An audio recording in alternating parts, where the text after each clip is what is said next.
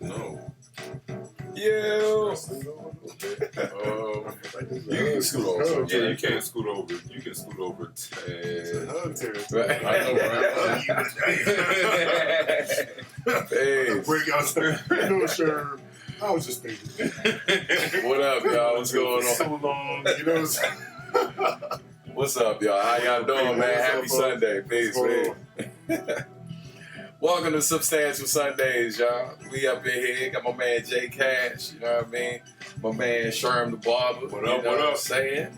I hope y'all are having a great weekend, man. I know our joint was, I speak for my damn self like I was hanging with y'all all weekend. You know, I don't know what you did. Yeah, man, weekend was dope. It's dope, man. I hope y'all can say the same. We're going to get into it in a second. But first things first, make sure y'all say peace. Let us know where you tuning in from.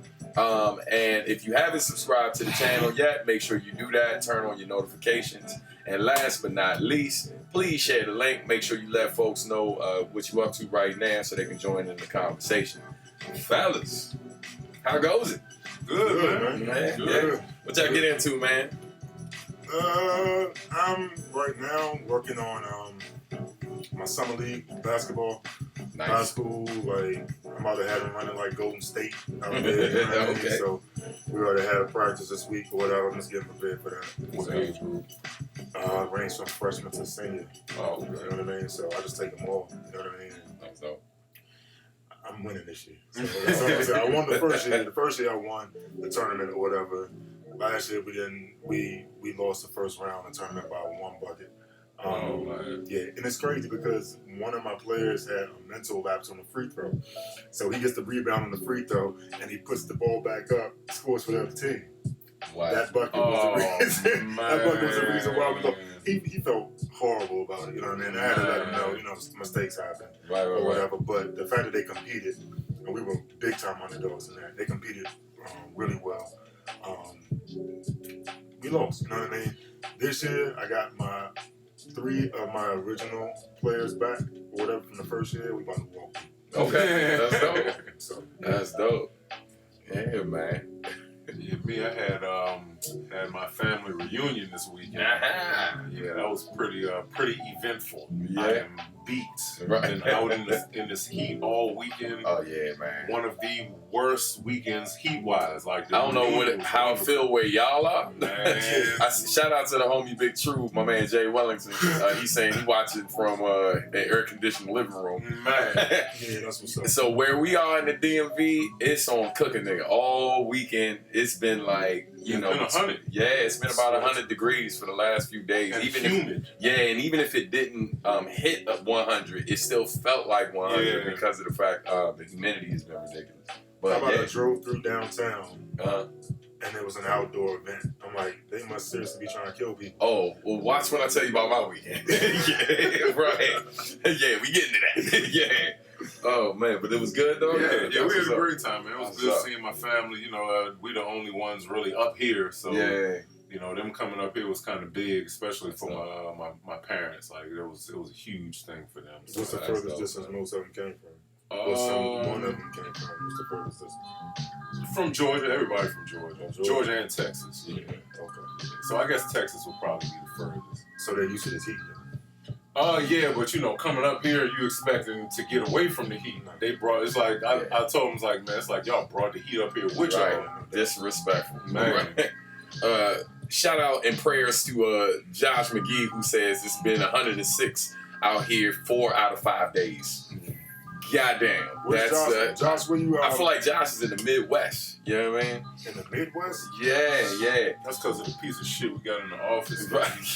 It's all his fault. Man. When in doubt, blame Trump for everything. B. Yeah. Oh no, that's right. Yeah, Josh is in Texas. Yeah. You know what I mean? So he's like Southwest. You know what I mean? What is your message from my Ava, Johnny? Yeah, that's right. He said he's gonna be proxy for her today. Oh, she ain't. She ain't gonna be here today. Okay, you know what I mean?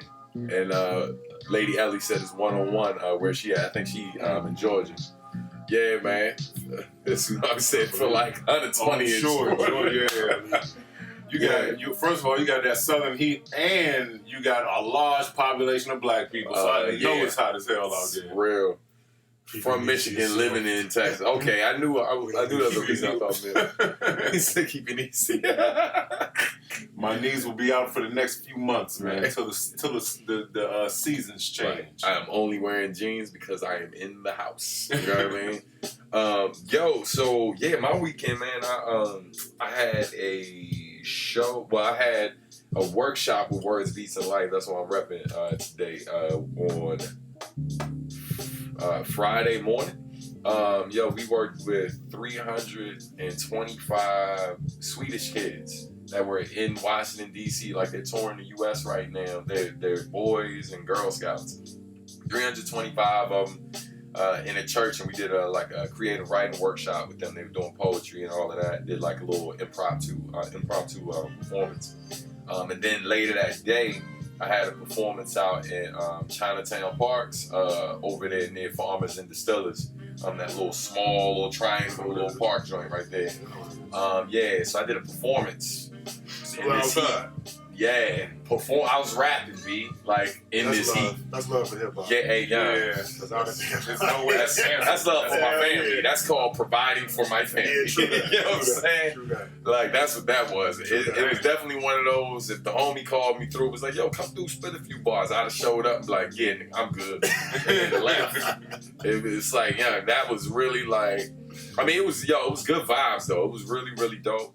People had a great time. There's like a little video. I'll show y'all a clip. They're gonna post the little run back joint, like a minute-long video showing how it was, and it was dope, man. It was really, really dope. A lot of the this heat is like when you get there, you just show up and be like, "Yeah, just go ahead and run me that check." Yeah, right, man. Yeah, it was so hot, man. Quickest performance ever. Yeah, but shout out to it was a lot of like DC's like staple hip hop folk that just was there on the humble. Shout out to RBI. DJ RBI is like legendary DJ from this area, man, in terms of like independent hip hop and holding it down from the underground. Runs the show on WPFW Monday nights called Ill Street Rules. So shout out to him. Kev Brown was out there, as well as who else was out there? Oh my God, man! I call my man by his real name so much I forget it. Slim Cat from the 1978ers. He was out that joint, man. It was just like folks out there. Female rapper Jay Mills was out there. Chicago rapper named Pinky Ring, she was out that joint. I saw that post. I didn't get a chance to listen to any of it. Yeah, man. Nah, she puts on a solid show, man. She got good energy for days, yo. She good folks. But yeah, man. But shout out to anybody who came through. It was a couple fans who showed up on the humble. So that was dope. It was one fan just happened to be passing by. Wasn't even there to see me. Oh, look, Pete. So look, shout out to Kokai. Kokai was there. Then shout out to Tracy Lee. Tracy Lee, like everywhere the microphone goes. Yeah, Tracy Lee, because he lives in the area, so he was just walking by. He didn't even know the concert was going on. So if you don't know who Tracy Lee is, Tracy Lee got like hit record, super legend or whatever, from Philly originally, now DMV resident, worked with Biggie. Man, he was just walking by when we was setting up, and he just he just rolled up in the joint. Me and Kokai, so he was just showing love, chatting it up with us, and then RBI was like, "I'm gonna need y'all 3 on the record by September." That's all I'm saying. And Tracy was like, "Yo, Don, which one of y'all got to be?" So I'm just like, "Thank you, RBI. Thank you, brother." Yeah, so man, it was dope. Like Friday was real dope, and then yesterday was chill, man. Just hearing shit, working on music, working on art, But yeah, man, that's what's up. You know what I mean? But hey, it's a lot to talk about, gentlemen. So we gonna get into this music. We gonna get into the sports updates. But first things first, if you saw the slate that I put up for this week, Shout out to anybody who attended Comic-Con. I hate your guts. Yeah, that was my goal. I was trying to go there for my 40th. And I learned real quick that if you don't buy tickets within the month that they go on sale, like you're not going to Comic-Con. And understand that tens of thousands of people buy tickets for this thing. And that's how fast it sells out, right? So my goal is this year in October or whenever they announce, I'm getting tickets. Because that would be my 40th gift to myself, even though I'll be 41 when I go. I know your birthday, dude. Yeah, the math is off. Right. But yeah, man. So this past weekend, just yesterday, Marvel announced Phase 4. They announced, man, so many dope movies coming out. The Eternals, which is going to star Salma Hayek. It's going to star Angelina Jolie. They put Angelina Jolie and Salma Hayek in the same movie. Yeah, what's my man from Atlanta, the one who played Paperboy? Byron something. I don't know. He's in it. This is a star-studded cast. You know what I mean? The brother from Game of Thrones. I think he was Robert or whatever. I can't remember his name. Not Baratheon. I don't know if it was Robert or not, but he was the one that Rob Stark. Rob Stark, the brother who played Rob Stark, is going to be in it. Right. Star-studded cast. But that ain't the reason I'm bringing it up, son. I'm really just bringing it up because if you saw the slate, then you know that they're bringing Blade back and Mahershala Ali is playing Blade, dog. That's gonna be dope. Oh my God, son. That's gonna be dope. Oh my God, son. Like, dog, and they wait to the end to tell you, right? Like, you sitting through, like, man, they talked about the new Doctor Strange movie, which is basically, they're saying that it's going to be Marvel's first scary movie. Like, they're doing it like a horror type joint. And it's going to, well, if you know the comic and stuff, like, he deals a lot with the mystic and... No, it's not about not knowing the comic. I'm trying to picture... Like a scary Marvel joint. Yeah, like them pushing that. Well, think about... So what I'm thinking, I don't think it's going to follow, M. Night Shyamalan's vibe, right? But I know he was one of the first people, before he kind of fell from grace, he was one of the first people that was successfully giving you like horror movies or scary movies that were PG-13. Because people forget Sixth Sense. That joint had Bam was like, this is some creepy shit. Yeah. And that joint literally was PG-13. Like almost all his movies were PG-13 if I'm not mistaken. Good and bad ones. But yeah, man. Matter of fact, if I'm not mistaken, the movie Split, which was another scary joint he did. Like Split was dope. I think that was, and I'm not saying M. Night Shyamalan's directing. It's a different director, but he's known for doing kind of on edge type stuff. But yeah, they're saying the new Doctor Strange is going to be like scary joint. But Blade. Yes, Mugen, I would agree. Wesley was the best Blade, but that it's because we had between Wesley Snipes and Sticky Fingers to choose from. So of course Wesley was the best, but Mahershala Ali is a 2-time Oscar winner, dog.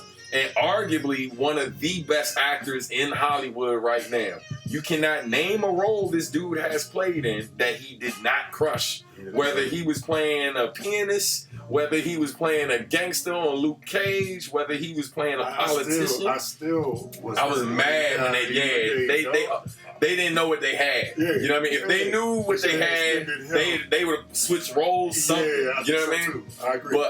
But yeah, man, this dude, like, whether he was playing in House of Cards as like dealing with politics, everything this dude, Moonlight, everything he's touched, dog. The Green Book?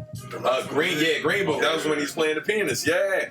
Yo, like, Mahershala is probably one of the best actors in Hollywood. Not even probably. He's definitely one of the best actors in Hollywood. So there were rumors that Will Smith was supposed to play Blade. Nah, I'm good. Hard pass. Hard pass. And Will... They gonna call Sticky playing Blade. Yeah, it was a TV show. It was on Spike TV, I think. I never watched it. Yeah. Oh, yeah, man. now I do remember that trailer, and that's why I didn't watch it. I feel like the movie in itself, you can't really compare Sticky Fingers with Wesley Snipes in no category. Yeah. Like Wesley, what you saw Wesley do, he does that for real. Right, you know what I mean? right. So to put Sticky Fingers in there and say, okay, you be the next Blade, it wasn't crossing over for me. Right. So.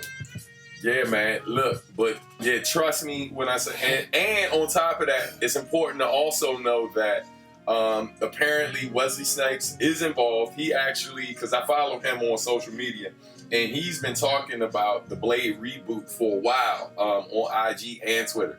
So he's been very much a part of this whole bringing Blade back. So I wouldn't be surprised if he had some influence and had some say in like who they chose or making recommendations script-wise, this, that, and the third. And I remember him saying a while ago they were back and forth with whether or not it was going to be a TV show or if it was going to be a movie. What they say? Fresh Blade. A fresh Blade. But yo, it's going to be crazy. The unfortunate part is it's probably going to be like 3 years before we get it. We can wait. Yeah, I'm with it. And like the wild thing is, yo, like, you know, with the list of stuff that they've announced that's coming out, I don't think you're gonna even notice that much gap in between before it comes out, to be real with you. Yeah, because they got at least 4 shows that's coming, 4 TV shows that are going to be on the Disney streaming platform. They got WandaVision, that's coming. They got Falcon and Winter Soldier have their own show. Hawkeye has his own show. Loki has his own show. Then we got the Eternals movie. We got what's it called? They mentioned Doctor Strange too.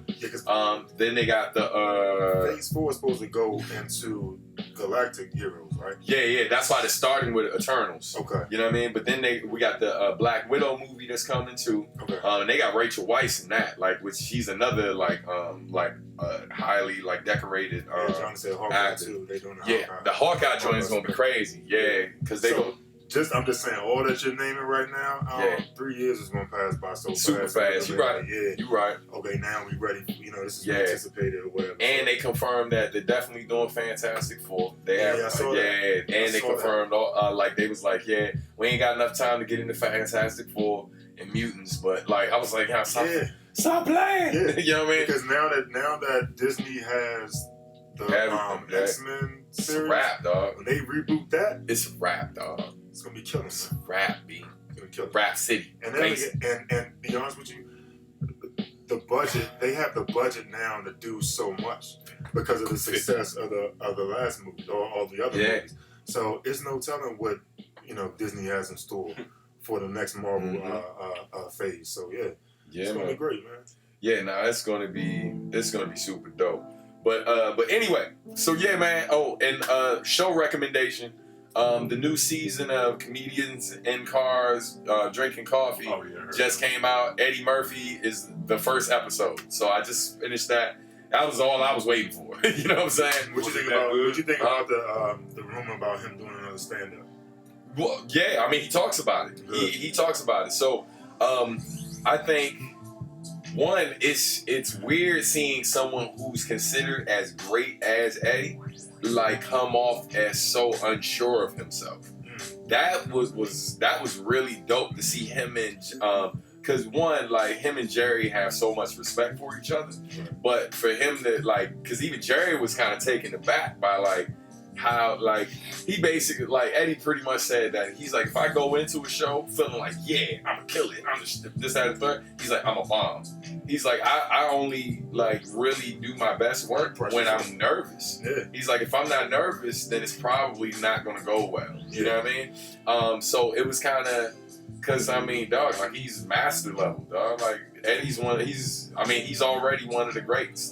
He's still alive, and he's already considered one of the greatest to do it. I think his formula for giving you just enough time in between to miss him, appreciate, and want him more is what Kevin Hart should have done. Now, I don't blame Kevin because Kevin was maximizing the short dollar. You know what I mean? Trying to get all that bread, just in case. Just in case. Exactly. But I think we got into, and I just had this conversation with Jalen, I think we got into a point where the oversaturation of them means that you don't really care to go pay attention to the latest Kevin Hart anything. You know what I mean? Whereas Eddie, I think people are going to tune in specifically just to see if we can get that same feel that we got from Raw and Delirious one more time. You know what I mean? So it's a good example of knowing when to have enough space in between so that people will desire and want you more. Yeah. You know what I mean? Someone asked, they were saying, do we think that Eddie could make a comeback like Chappelle did? And I would depend on what you define as comeback. Right, and I would say this. I think what makes Chappelle couldn't have made the comeback he made if he was doing the same type of comedy he did before, right? Because like I feel like Chappelle's recent stand-ups that he did for Netflix, I feel like that's his best stand-up work. Like I saw the older joints and I thought his stand-up back in the day was cool. Like the Killing Me Softly joint was one of his better joints. But I didn't see his stand-ups back in the day and be like, yo, you're one of the best to ever do it. When he came back, those stand-up joints he did, I was like, this dude's one of the best to ever do it. I think in this climate nowadays, like when I see stand-up dudes who are just kind of just funny because, you know, they just say like random like shit, curse a whole lot, talk about a whole lot of sexual shit. Just kind of like it's just kind of like yo, you neighborhood funny. Yeah. You know what I mean? Yeah, it's like you going for the low hanging fruit. But like to be able to kind of touch on some of the shit like that's real in the world and like and like talk about yourself and all of that shit and really hold up a mirror to yourself and the community, but make motherfuckers laugh like tearing up at shit that really ain't funny. This is why that's what makes Chappelle so great, and I feel like the greatest comedians do that. This is why I tell people all the time, and a lot of people disagree with me, and I'm used to it. Chris Rock is underappreciated. Hell yeah. He's funny as hell because his comedy is real life. Yo, he's like, nobody had it worse than a Native American. Right. Nobody. He's like, when the last time you hung with a Native American? He's like, nobody. Yo, I love Chris Rock. So he mastered the art of making the truth funny. You know what I mean? Yeah. That's why I think that he's super underrated in a lot of ways. He's definitely. I think he's a legend in his own right. Absolutely. Look, Paul Mooney, Dick Gregory, like some of the best dudes who were able to kind of have. I mean, even when people talk about Richard Pryor, right? Part of the reason, like, I mean, he had Paul Mooney in his ear, right? Like helping to write some of his stuff. I mean, he himself was funny regardless.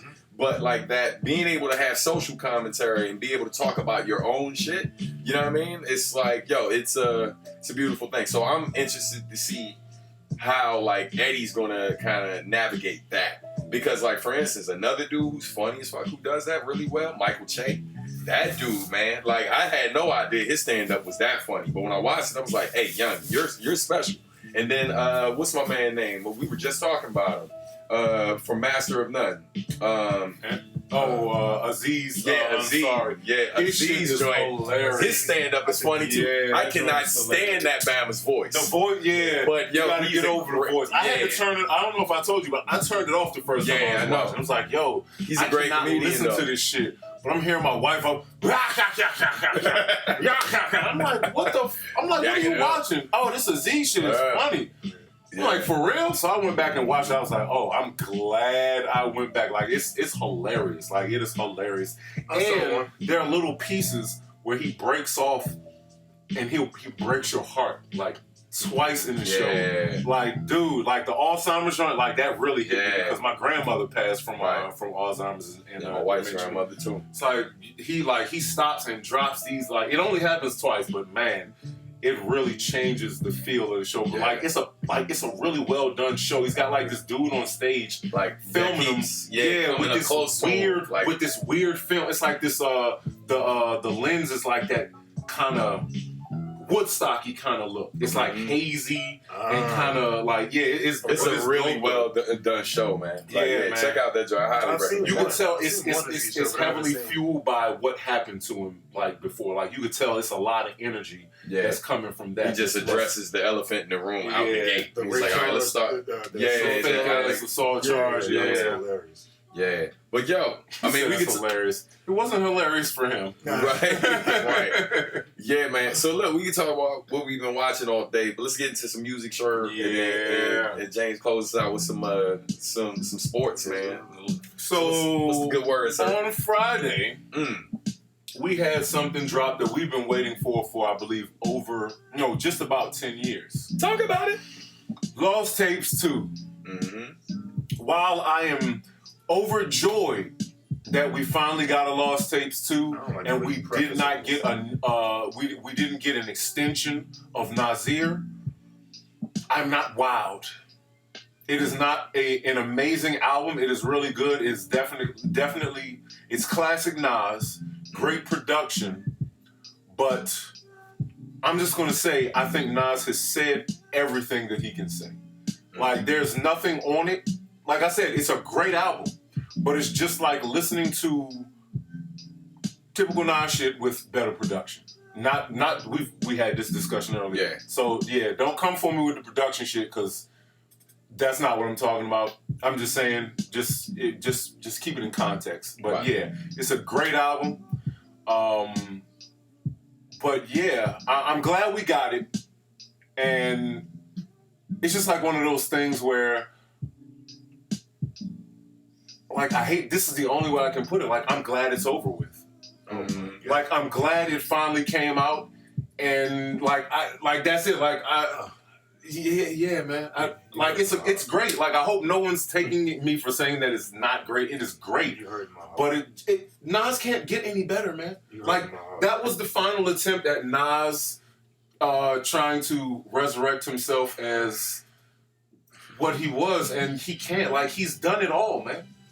What else can Nas say? I don't think it was... Okay, so I see in this album, I see the dragon stages of Nasir Jones, where he's more of a teacher than he is just an MC.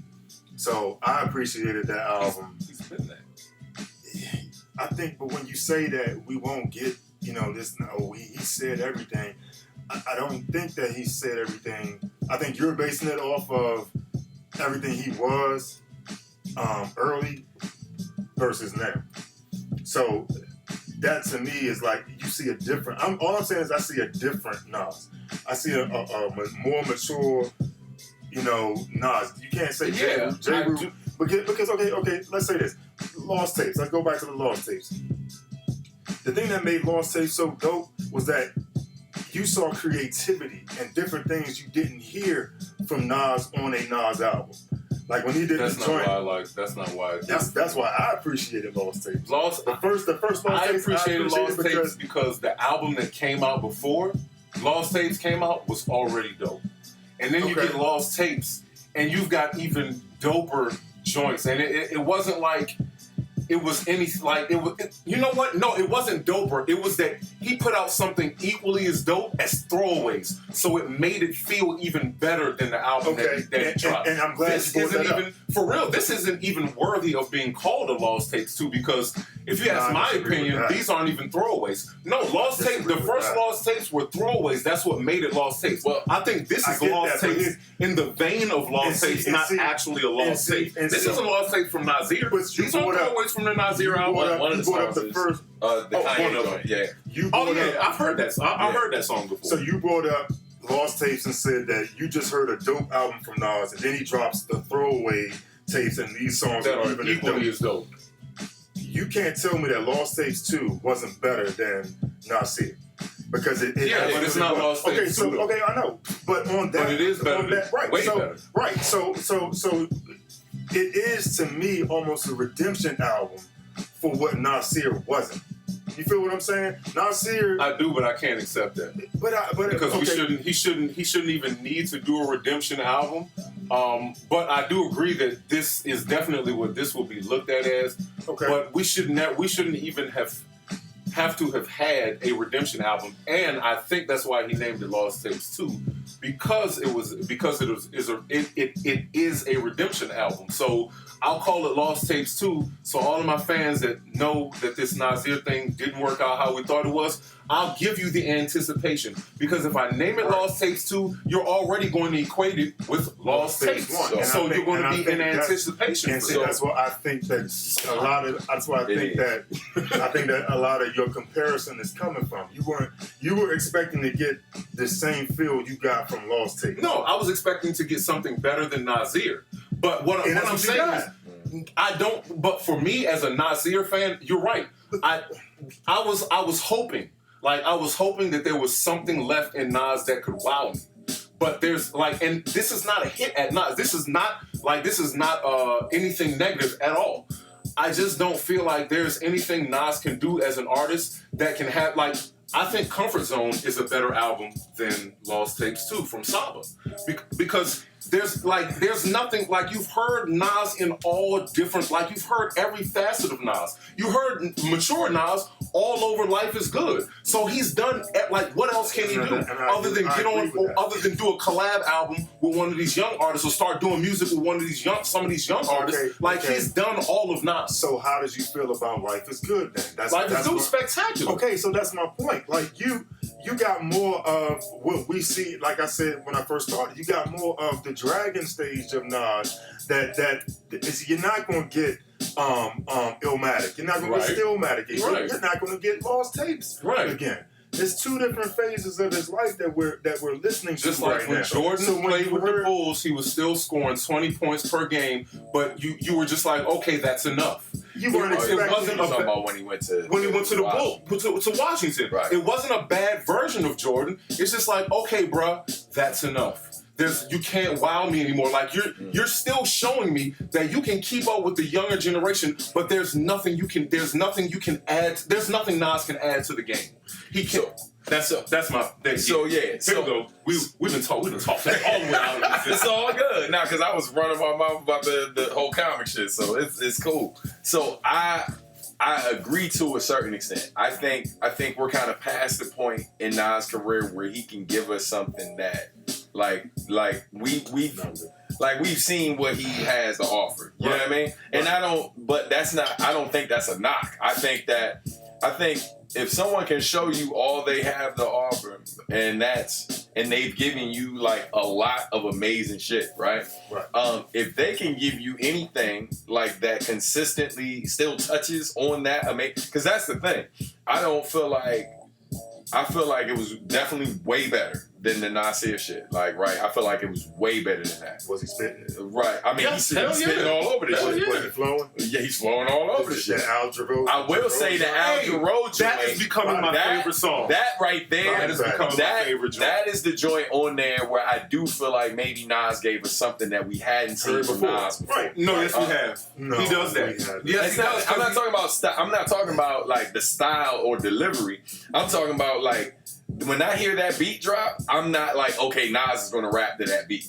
You know what I mean? Okay, you see what I'm saying? Because it sounds like a song made for a theater play. It sounds like a Hamilton song. No, that's disrespectful to Nas. Yeah. It sounds like what a Hamilton play song wants to be. Nah, that was some really whitewash rap. The stuff that I heard. Mm-hmm. But yeah, that's not what we're here to talk about. Consider that they're doing that while they're actually acting. Yes, I know. It's dope. It's dope. But some niggas got some rhyme schemes in that shit. I was just like, I mean, that was technically the first playthrough of the Lost Tapes 2. I appreciated the fact that it was already better than Nasir. I also appreciated the fact that he was spitting. My second playthrough, I was like, the vibe for it or whatever is Nas whitewash. Whitewash, man. It's whitewash. No, but he's white. That's I know. That's also right. I'm sorry, Johnny. Excuse me, sir. Excuse me. So in my second listen through of the album, I agree, Miles. I'm hearing a lot more detail and content in what he's saying. Yeah. So I can't say, okay, I think that if you had expectations that were too high, you're not going to be satisfied with his album. How can you not have expectations? I was going to say that. Because he's Nas, you kind of walk into everything like, okay, nigga. Like I'm about to go see Jesus, nigga. What are you talking about? Right.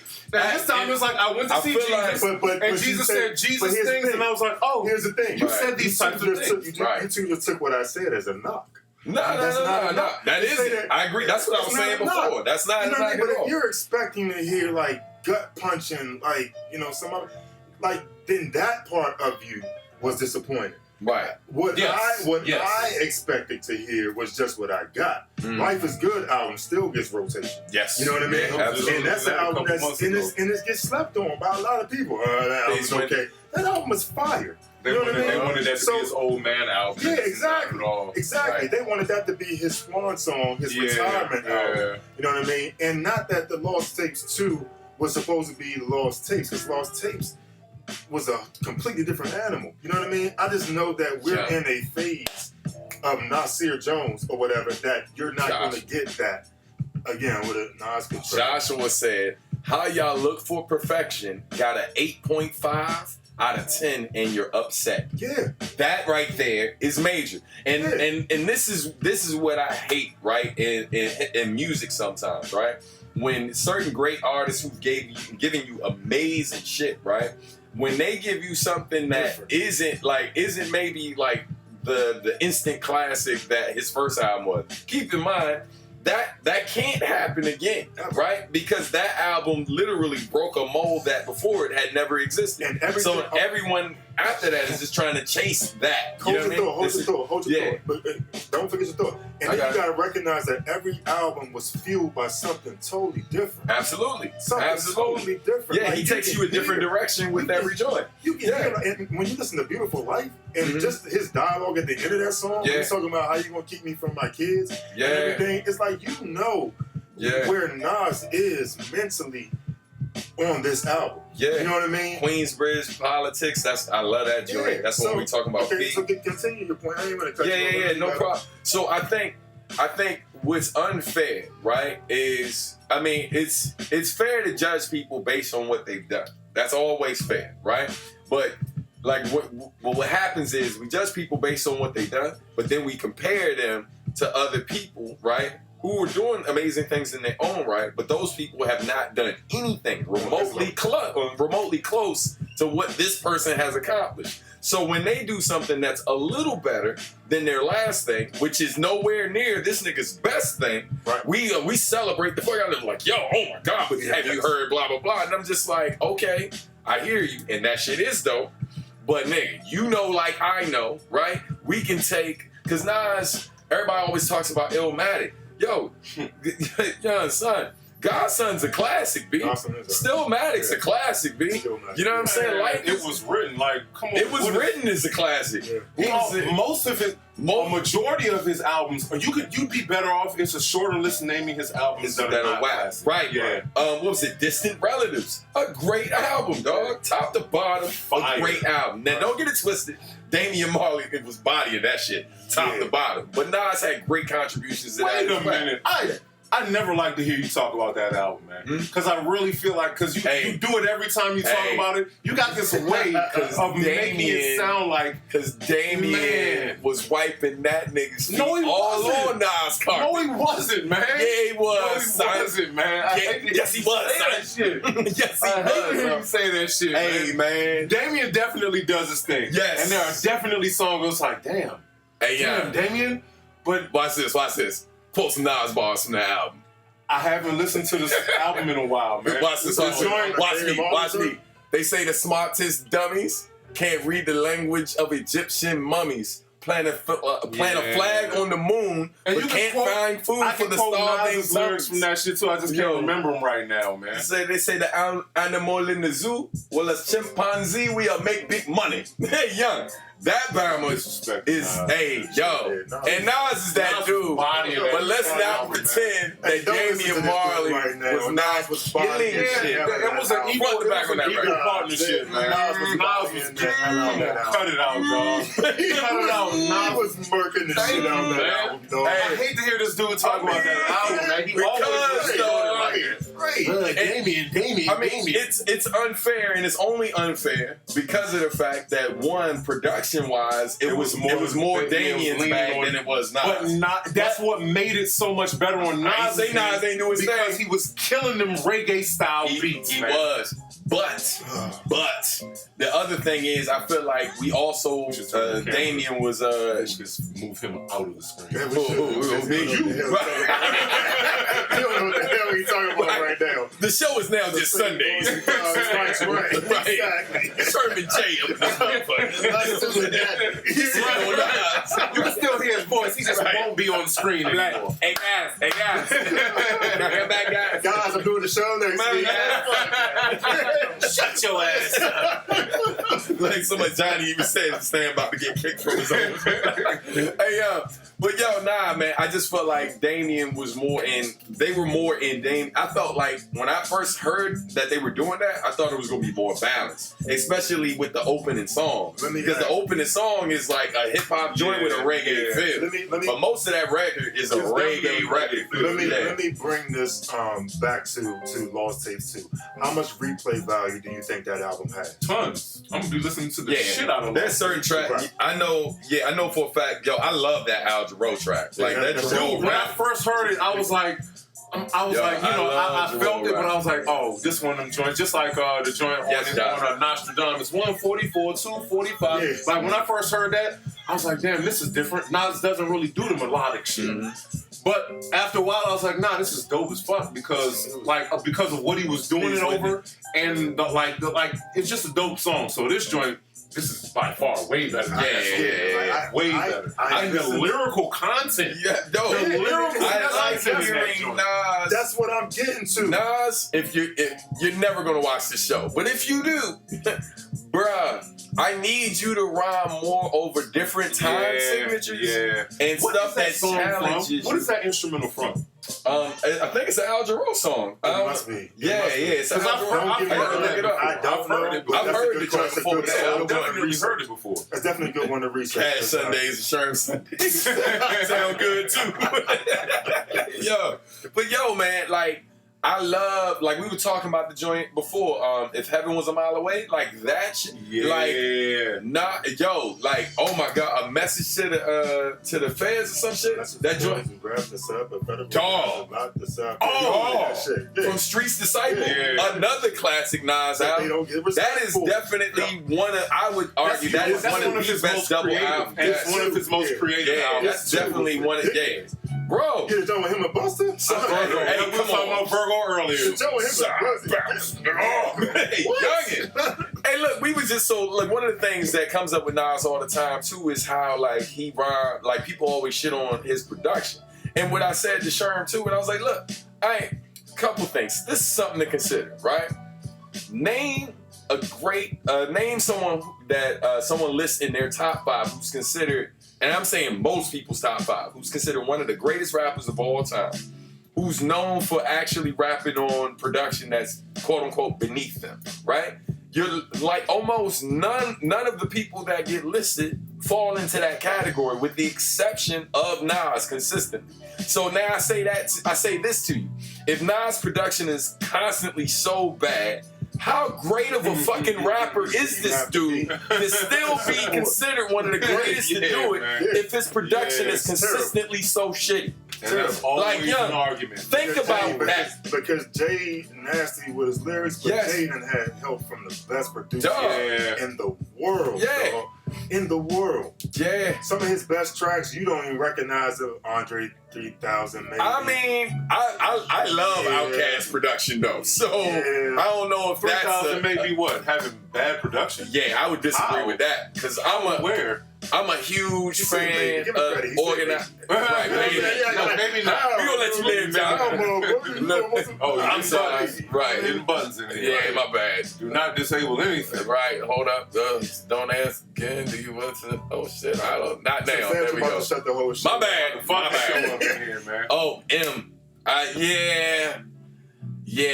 in the last. Production? Yeah. M's production has always sucked, man. Work with Dr. Dre, come on, his best albums with Dr. Dre. That's all, his first 2 to 3 joints. His first 3 joints. And that's the more That's it. If you rewind the tape. Once he decided to start producing himself. And go back to the last show, we were talking about Eminem. These guys were talking about his latter albums or whatever. If his production fell off from Dr. Dre based off of that, then that could have something to do with not just the lyrical content, but the overall content of an album. His third album brought up Dr. Dre. Yeah, and sometimes it's not always about like Dre producing as much as it is just Dre lending his ear, because like I feel like his first 3 albums, Dre was doing production on some of the first 2, probably more, and then I feel like the third, I don't know if he did. Him was doing a lot of his own. Yeah, he was doing, and it was still a great album. Yeah, but I think Dre's ear is Dre's ear. You know what I mean? It's almost like, oh, you know what we gotta watch for next week, yo? Shangri-La, the Rick Rubin the series docu series that's on Showtime right now. So that's homework. No, yeah. I've never heard any. Has anybody ever heard of Suspiria? I've seen it before. I don't know what it is. Yes, it's an Amazon movie, and I've heard no one talk about it. It's a really long movie, and it looks really interesting. But I'll look it up. We'll find a preview after this joint. I've seen Spider-Man. But I don't know if that's the right time to plug. Hey, Spider-Man was dope. Spider-Man Far From Home was very dope. Yeah, we finally saw it on last week. Yeah, Spider-Man Far From Home was dope. Yeah, who are the Bass Brothers? Bass Brothers. Got famous from Bass Brothers production, not Dre. Oh, is that who was on the first Eminem album? I thought that was Dre. No, Dre didn't do all the beats. He did certain key like singles or whatever. Oh, okay. But Dre didn't do most of it. Yeah, but and then what? Oh, so look, we can talk music all day. Oh, I will say another album to check out. It's not a hip hop album, but I was pleasantly surprised at how good the joint was. Willow, Willow Smith, as in Will Smith's daughter, just dropped an album that is actually really good. It's an album. It's really more like an EP because it's only 22 minutes long. Production-wise, what's Jaden? I can't keep up with all that. But it's very different. It's like I wouldn't even call it R&B. Like it's kind of like because she's like a singer-songwriter. There's a lot of guitar on it, and it's like it teeters. It's like alternative R&B. Like it walks like down a line, but she's definitely singer-songwriter. A lot of and since we are talking about kids, Damani, T.I.'s son. Oh yeah, I ain't heard it. Yeah, I heard he's nasty. Yeah, I heard he on some J. Cole type shit. Oh, I got hair. I mean, it's pop, dirty with it, so you know, kind of got no excuse. T.I.'s definitely one of those underrated dudes. Yeah, like as far as being an MC goes, like he's looked at as a rapper. But I don't think people listen to like trap music and he's not bar heavy, but T.I. puts songs together very well. And he can drop bars, and his flow like on certain joints is impeccable. Yeah. And he can say some real potent shit without like necessarily it being the most clever. Trap music is his best album. Dog, he bodied and on top of that, the dude got on the track with 3 heavyweights and bodied them on the shit. Well, like Swagger Like Us. Dog, his verse, yo. Oh, what about the song he got with 3000 though on one of his later joints? Please tell me. Oh yeah, that song is sick. Stacks killed that shit. He killed his shit too because I was good before Stacks came on, and then 3 Stacks came in and just body shit, and I was just like, and I'm gonna go to sleep now. Right, tuck me in. Thank you. Oh, somebody's talking about Suspiria. On Amazon is a remake of a classic movie. Okay. Came out in So is it any good? Do I need to watch it? Do I need to watch Suspiria? Yeah, see, Damani is up there with Illmatic. Multiple E's. I like his flow more than I. Yeah, I mean AZ flow, but you know what? AZ flow started out way better than Nas, and then he just stopped doing that flow. Yeah, he ain't hit the weights. Yeah, AZ ain't hit the weights after that. He just kept doing the same shit. Like, oh, you niggas like this? I'm just keep rapping like this. Quick shout out to Jasmine, aka Tsunami. I heard that IG joint with you rhyming over blessing it. You killed it. I might just repost that joint because I think it'd be a great way to introduce. Because I'm still serious about doing some production for you, so I think it might be a good thing to use to introduce you to some of the folks who listen to the music. But yeah, shout out to Jasmine. What was it? Yeah, said check out Willow. Updates. All right, so this weekend we had Manny Pacquiao versus Keith Thurman. In a fight, and I pissed a lot of people off on Twitter because I think I said Manny may be back on the juice or whatever. So you know me, and for those that don't, I throw a couple jabs every once in a while. Have a bunch of Filipinos. Picking outside you're Keon because you're going to get sued. I'm like, you can come for me if you want to, whatever. But Manny Pacquiao, at 40 years old, he wins a fight against Keith Thurman, knocks him down in the first round. Starts losing some ground in the later rounds, winds up winning a split decision. I don't think there's going to be a rematch. I don't want to see a rematch. I think Spence is next on the menu. for those that even care about what's going on in boxing right now. I just gotta throw that out there because, to be honest with you, it's a dying sport. Yeah, you know what I mean?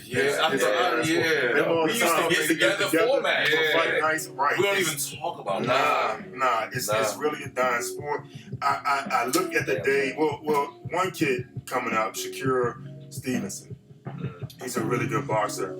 He's coming up, but the problem with it is, who is he going to fight? Right. And we all know that you're only as good as your competition in a sport of boxing. You know what I mean? So Manny Pacquiao right now, the only reason why people are watching him because there's a nostalgia feeling to Manny that we know and grew up with watching, and we want to see him, succeed and do well. But outside of Manny, especially in that weight class, you may have 2 or 3 guys. Spence, you may have Crawford. Outside of those 2, not really much. You know what I mean? So I think that's on the menu. But yeah, that happened. What I wanted to talk about was a topic that came up maybe 2 weeks ago when it came to the women's team winning the World Cup. Joy Taylor from Fox Sports, she posted something on Twitter about how the women's team makes less than the men's team. And they have a way better record. They have a way better record, and quite frankly, they win games. You know what I mean? So in her opinion, the women should be getting more money, or at least be paid the same amount. Bare minimum the same amount, if not more, because they're consistently playing at a higher level. At a higher level. Where I think that whole thing gets tricky, and I want you guys' opinion on it, is the revenue stream.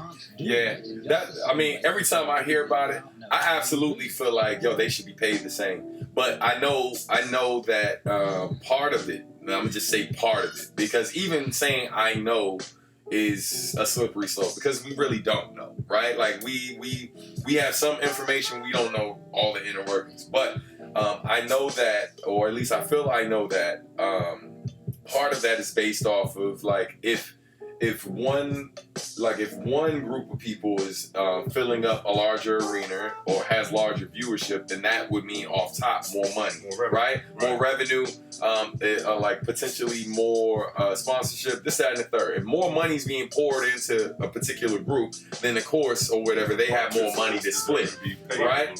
And so, but the problem comes in like with, you got even if that is the case, but these motherfuckers playing like some shit. So, you know what I'm saying? And it's like, it's a slippery slope. Because I'm going with the revenue stream, dog. No, but I hear you. From a business but hold on, like last part of my point, right, is that it's like, for instance, the whole playing like some shit joint, that's more me being an asshole. But the real concern is this. In a world where we know that when women have consistently been paid less or whatever to do the exact same job, even when like the money wasn't an issue, you know what I mean? It wasn't about who was bringing more to the table than whatever. That's been the case historically. That's what's happened in the world, not just our country. And so that's where it's a slippery slope, because we can make the argument that, but more money's coming in for the guys and stuff like that, even if viewership is tanking for them because of the fact that people don't expect them to win. Obviously that affects money, that affects bottom line too. But it really comes down to, like, for example, I don't know if you can look it up real quick, but when they broke down the number in terms of what money they get, like if they win the World Cup, like I think the women get like what, $250 million or something like that. World Cup men generates 60 billion. Right. World Cup women generates 350 million. Right. So it's nowhere near the same. It's nowhere near the same revenue. And see, the point I made to Joy that she screamed on me about was that, let's look at the WNBA versus the NBA. Right. Yes, they do the same thing. Mm-hmm. They both play basketball. Right. But the WNBA and the NBA come from 2 different revenue streams. I may be Ted Leonsis and own the Wizards and own the WNBA team. They both play at Capital One Arena, but they're not coming out of the same revenue stream. You know what I mean? And so, and I told her, I said, if the WNBA was paid equal amount as the NBA for one season, it will bankrupt the whole WNBA. Right. Yep. It will bankrupt the whole WNBA. But you know see, what I mean? but when of course when the media spends it, they're going to spin it more towards your emotional side, just the feeling that, oh man, because until you guys brought that up, that's how I was thinking. Like, oh, women should get paid the same or paid more because they're winning. But as soon as you said revenue stream, I'm like, oh shit. Yeah. I never thought about that. Right. Like, they're selling way more of everything than women's soccer. And it's not a knock on women's soccer. It's just the way that shit is. And when you're coming, like, these are businessmen. Like, these aren't sports fans. Right. These are businessmen. So they're looking at their bottom line. It's like, okay. For sure. So, yeah, like you said, we could pay these women more. But where is the money going to come from? Right. And we can't pull money from men's soccer because that's going to destroy that. That's going to destroy men's soccer. So I mean, yeah, it's that's a hell of a it's a slippery slope. You know what I mean? Yeah. And one more point to that, because see, here's where I think that it should be equal. If we're under the same company, let's say $60 billion. Good Lord, that's a lot of Quiznos. Amen. So here's where I think that it's different. If we both work at, we both work at, Northrop and Grumman, okay? And I'm an exec, and I have a female counterpart who's also an exec. If we're both working underneath the same company, pulling from the same revenue stream, then we absolutely should be paid the same amount of money. We're doing the same thing. That's if we both started, and here's the other caveats, we both start at the same time, we both get the same equal bonuses, everything is the same from day one. But you know what I mean? The day one of the parties starts to bring in more money than the other, now there's another conversation to have, and it has nothing to do with the sex of the individual. Exactly. So I definitely feel like it's a slippery slope. I do hope that these women are paid more money. At the same time, I hope that people watch it more often. Yes, that part. Because and I keep it all the way real, which man, we watch the Women's World Cup way more than we watch the men's joint over here, just because they're more competitive. Yeah, they're way more competitive. Right. You know what I mean? What was it? That first, that one game or whatever? Like, how many goals they had? Like 16. They had 16 goals, dog. They were being criticized for not easing up. Yeah. It was like, we came to win. Right? They were getting it in. Right. And so, I definitely... we get your point, Josh, but it just is what it is. Because of that fact, you can't pay women's sports the same, because men's sports is pulling in more money because it's been around longer. So therein lies the argument. Do you just go find money and pay women more? Because let me also ask this, because a lot of the women chimed in and was like, yeah, we should be paid more money. The women should be paid the same amount. When I go to and I keep bringing up the NBA because often you don't even see the females, the women's soccer league around here. But when I go to see the Sorry Wizards, it's still usually sold out. Yeah.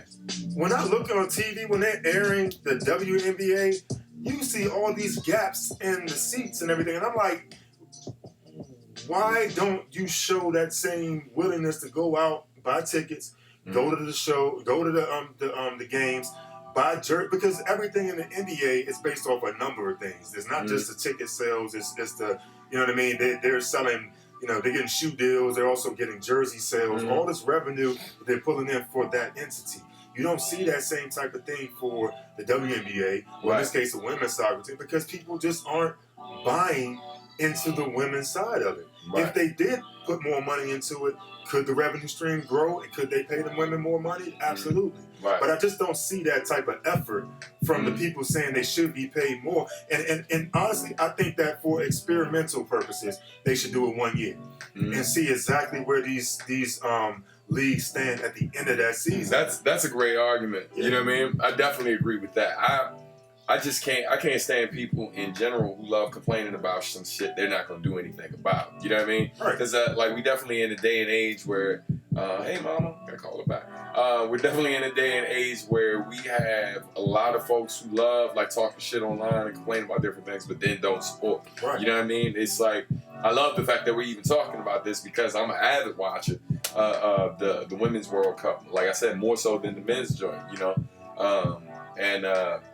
both my daughter and my wife play soccer, so like, you know, the missus would have it on, and I found myself sitting there, and next thing you know, I'm into it as much as anybody else in the house is, and then like years later, we still in it. Right. But I feel like, yeah, just a lot of people like just don't do it. You know what I mean? Like they'll watch some terrible ass reality show before they'll watch like a sporting event or whatever for the same people they try to speak up for. Right. But they somehow want it to magically change and shit, but without actually contributing. You're giving your verbal support, so it's supposed to change up. Like, yeah, I think it should change, so it should. And not to harm on it even further, I want to push the show a little bit further, but Serena Williams is behind this. You know what I mean? And as much as I love Serena, she is that, I don't want to say that N-word, but she is that person when it comes to women's tennis. Tennis, period. No, the last time you saw a male get as much endorsements as Serena Williams gets today was Andre Agassi. And Agassi he's been retired for a very long time. There's not a male that makes there's not a male in the sport of tennis that makes more money than Serena Williams. You know what I mean? So from that perspective, if you're that good, people are going to come out and support you. They're going to come out and watch you play. You know what I mean? Your revenue stream is going to be super high because people are coming to see you. Ticket sales are going to be up. You know what I mean? Endorsements are going to be up. All these things increase. And then it's easier in an individual sport to achieve that too. So, absolutely. Yeah, that's what makes it a lot harder for the soccer. So I don't think and see, my thing is it's not a cookie cut. I said this on Twitter and I believe it.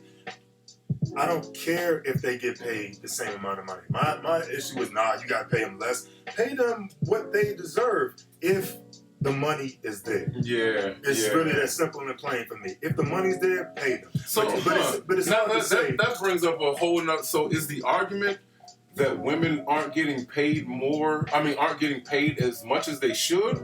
Or is the argument that women aren't getting paid as much as we think they should? If you understand what I'm saying, like, is it an emotional thing, or is it really are people really doing the homework? No, they're not doing the analytics behind it. Right. Because even in this case where I was disputing, or not, that didn't sound, it's not even a word. Even in the case where I was disagreeing with Joy Taylor.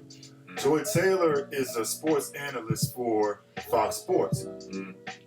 Stephen A. Smith is a sports analyst for ESPN, also known as Disney. Stephen A. Smith just got $10 million. Now, they both do the same exact job. Right. They both speak on sports the same exact way.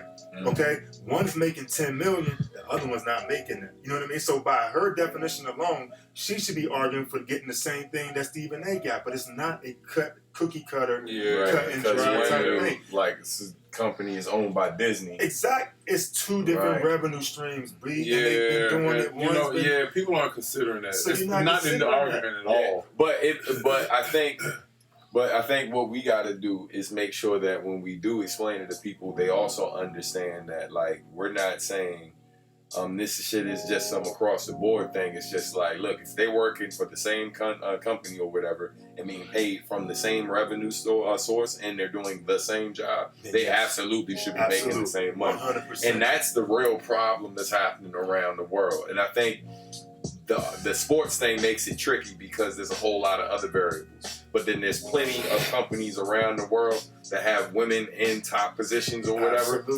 working in positions that men had before them and somehow are being paid less money. That is true. You know what I mean? That is true. I mean, hell, yo, like, and I think it's important for us to all acknowledge our roles in it, right?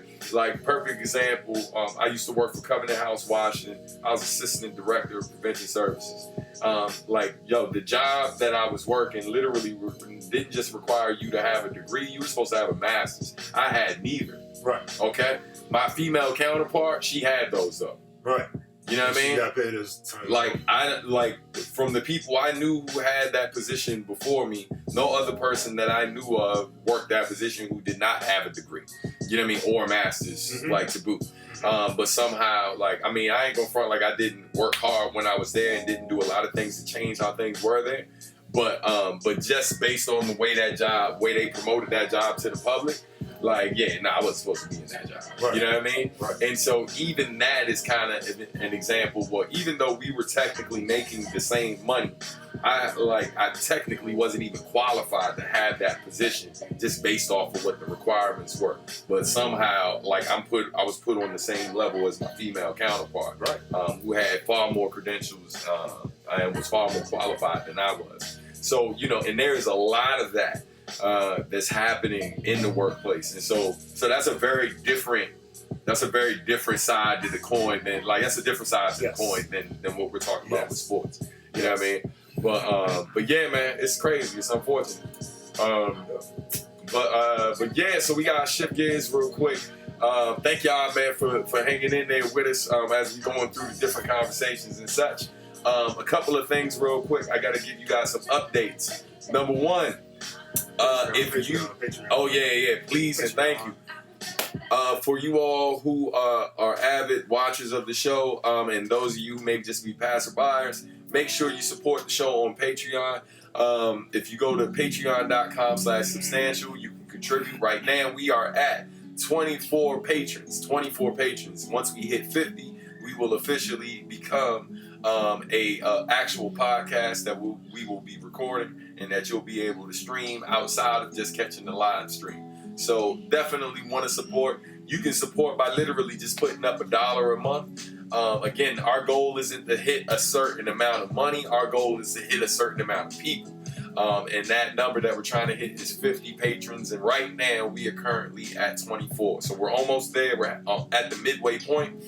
Shout out to everybody else who's already contributed. I know Josh McGee is one of our patrons. Shout out to Jay Wellington. Homie True, he's a patron as well. And a long list of other viewers who you can see in the thank yous who are already patrons. So please sign up if you haven't already. By the way, I recently, was it just last night, on Patreon, for those of you who put up a certain amount or higher, I literally just uploaded my entire music catalog. So like 20 years of music that I put out, literally just under 3 gigabytes of music. MP3 files, 3 gigabytes almost. That's a lot of music, dog. Like, I had no idea it was that much, but that recently became available on Patreon for those of you who signed up and you were paying at a certain level or higher. I think it's 25 and up or 10 and up. I can't remember. But definitely check it out. Patreon.com/substantial. I'll drop the link in here for you in a second. Other reminder, Bridges, the EP produced by me with my nephew Wealth, drops this upcoming Friday. Congratulations to my nephew, man. Yes, hey, look, as of right now, nephew is at, let me show y'all this, man, because I literally broke down in tears when he first got picked up on the playlist. But nephew right now is at 19,617 monthly listeners. All right, 3 or 4 weeks ago, my nephew had 11 monthly listeners, and right now he's almost at 20,000. By tomorrow, he should be at 20,000. And his song, 92 Baby, literally today hit 26,000 streams. Over 26,000 streams. So congratulations, nephew, man. I'm proud of you. I love you, man. I'm rooting for you. Make sure y'all support. Miles and asked about Marcus the second time. Yeah, hey, Miles. Marcus will be here next week. He actually gets in town on Wednesday, which leads me to my next thing. If you are in the Washington, D.C. area, there are 2 major events that I need you to support. The first event, and keep in mind all of the stuff that I'm talking about, from the releases to the Patreon, everything is in the description of this video, so make sure you go there. All right, but this Thursday, myself, Marcus D, Shingo 2, the homie Chris Allen, we will be at the Library of Congress. Yes, I said it. We are at the Library of Congress doing a panel discussion in their auditorium, and literally followed by a performance on their lawn. This is not something that hip-hop artists get to do. So if you're in this area and you basically have the time to come out and support, please do that, because this is historical, man. Because, you know, like I said, we're indie hip-hop artists. We oftentimes don't get a large platform because of the fact that we're indie hip-hop artists. So the fact that we managed to pull something like this together as indie hip-hop artists, I need y'all there to come and support. When is it again? It's this Thursday. I think it starts kind of early. I think it starts around 3 p.m. is when the panel starts. And then we do a live show out on the lawn a little bit later in the evening. So that's this Thursday. And then Friday, ladies and gentlemen, is when we're doing the Samurai Champloo / New Jabez tribute show at Otakon. That starts at 8 p.m. VIP tickets are already sold out. So yeah, like, I mean, it's at a convention center, so I don't think the convention center, well, I mean, it may be possible for the convention center to sell out, but I don't think we got it popping like that. No. So, but the VIP tickets are right. But the VIP tickets are definitely sold out. So the meet and greet joint, if you were planning to come to that, a 3-hour show, Johnny. man, it's we gonna have a 3-hour show next. Nah, I don't know about that. I mean, because Marcus D will be here, it'll probably be slightly longer than normal, just because literally I haven't seen Marcus D in a minute, but it ain't gonna be 3 hours. Nah. But yeah, so that's this weekend. Marcus D is also performing at that, along with Minmi, along with Shingo 2, along with Chris Allen. Fat John had some family issues and unfortunately can no longer make it to the show. But, you know, prayers go out to him. And yeah, other shows coming up. August 1st, we're in LA. So if you're in LA, hey, Soul King, that's what's up. That's what I like to see. And then my man Calvin, that's what I like to see, B. I will see y'all in LA, man. Thank y'all for already copying y'all tickets. Please get the word out. If you know any folks who do local radio, down to set up an interview so we can promote the show some more, let us know. All that good stuff. Trying to think if I'm missing anything else. Hey man, look man, we got families. Look, all our kids out there playing right now, and y'all don't know it's hot as balls in this joint. I got my AC down real low, and we ain't feeling shit here, B. Nothing, son. You know what I'm saying? But yeah, man. But yo, lots of updates. Big news coming up. I gotta tell my homies like some big news I just got that I can't announce to y'all yet. But yo, just more shit coming, man. Like, yo, I cannot try to keep my composure right now, dog. Like, youngin', it's so much dope shit happening right now. We looking at Sherm. Yo, like, yeah, man, like y'all really don't know. Y'all really don't know, and I can't wait to tell y'all about all the good things that's happening, man. But like me and my wife, we got another workshop coming up. We real close to set. Damn, look at that timing, B. As I'm on my wrap up shit. So yeah, man, just more good news coming. Please support my nephew joint when it drop. Shout out to Tsunami, man. I'm gonna be building with you real soon, Queen, because we gotta work on some stuff. Sherm knees be sweaty. Hey, y'all funny as shit in the comments, yo. That's why I be looking at the camera, trying not to look over there, because I ain't gonna be able to do both. But yo, so many more announcements. I'm gonna save some stuff for next week. Thank y'all so much for tuning in, man. Shout out to my brothers, man, for always coming in and just being a super important part of this show. Because trust, it was boring as shit when I be in this joint by myself, just talking to the screen, feeling borderline crazy doing it. So I'm grateful to do this with my brothers, man. And I can't imagine doing it without them. So thank y'all for tuning in. Yeah, anything else, fellas? It's hot. It is. That's it. Cool. For those that are stay cool out here, man. I'm so tired of being outside and all. Just do your best to stay cool and stay hydrated, Joe. Yeah. Y'all stay safe out there. Yeah, man. Patreon.com/substantial. Sherm be rubbing his knees like he wants 3 wishes. Hey, y'all play too much, man. Hey, man, y'all have a great one. Thank you so much for tuning in. Please. We will catch you next time. All that good stuff. I'm just talking real slow because I'm trying to get all these devices up here and such. We will see. Yeah, man. Everything's hot up in this joint. But yo, catch you next time, y'all. Yes, indeed. All right, peace.